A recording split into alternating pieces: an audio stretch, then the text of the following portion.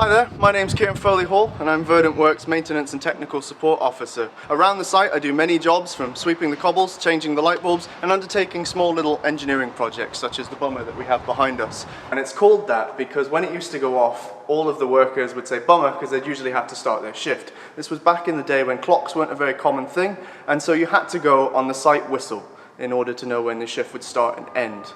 This was a very common thing back then, and Dundee would have had several whistles all around and all the mills, and they would have all been powered by the steam from the boilers. When we first got the whistle, it was in a very derelict state. All the valves had seized and there was no piping going back into the building. The problem with the high mill, which is this big building behind us, is it's a listed building, so you couldn't drill through it or do any work like that. So one of my first steps was to raise the window. I put a little piece of wood in there so we could preserve the heritage and it can all be removable. The next step was to put in the pipes and electrics that would make the bummer work, and we'll go around into the inside to show you how that works. So we're in the high mill now, and here's what I've created to operate the whistle. We have the main crate here, which houses the compressor. There's a little sight glass here so you can still see the pressure gauge when it's in operation, and it's all been designed to be sympathetic with the rest of the high mill. All these wood panels were randomly taken from around the site and they've been put in place to just give it some feel of how it would have been when it was originally created. I've matched this and stained the wood so it fits, and there was also random green panels that are dotted around the whole of the high mill, and I've used that to actually mark where the pressure gauge is and hide it. We've got the lid here which matches all the trim, and then inside we have the compressor that's doing all the work.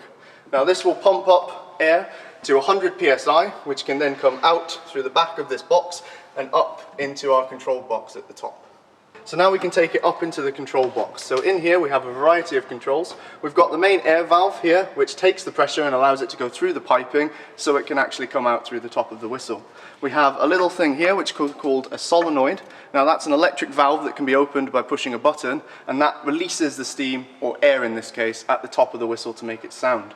We have the compressor here, so if you watch your volume, there we go, that turns the compressor on and off from the top of it.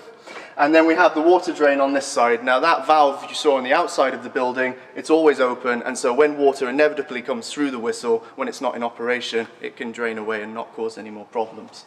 And that's pretty much how we operate the whistle. So now you'll get to see it in operation.